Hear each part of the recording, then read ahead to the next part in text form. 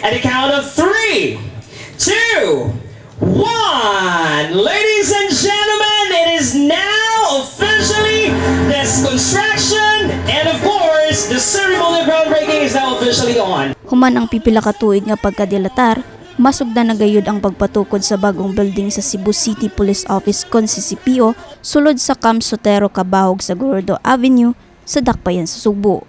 Ang groundbreaking ceremony sa maong proyekto gipanguluhan ni Cebu City Mayor Raymond Alvin Garcia, Cebu City North District Representative Rachel Cutie Del Mar, Konsehal Joel Garganera ug CCPO Acting City Director Police Colonel Enrico Figueroa ganihang buntag Pebrero 26. Ang maong proyekto mobalor og dulang 50 milyones pesos ug hagbay paunta na punduhan ni adtong tuig 2015.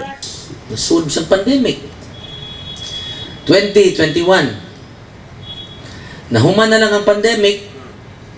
Lain na sa mayor 21, 22, 21, late 21, 22, 23 wa gihapon na implement.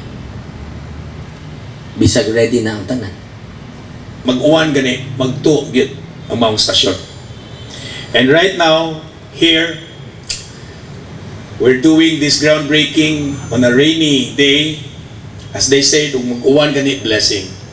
Daghan ganing uwan, more blessing. Magbaha na gani, that's a reminder na daghan tag tubig. Gawas sa pagtukod og bag-ong building, may pasalig sab si Garcia nga sugod sunod buwan, hatagan sab nila ang CCPO og mga mountain bike patrol, firearms ug uban pang mga ekipo aron pagpalig-on sa police visibility. Butang nga gihangop og maayo sa kapulisan. And for this year, the support of our city mayor continues with the provision of police bikes and of course the construction of this very building we're about to establish. This steadfast commitment to strengthening our law enforcement efforts is truly commendable. And we assure you, sir, that these resources will be maximized to ensure the safety and security of our community. Kini si Niklin Payahay, Bipsocom intern alang sa My TV Cebu.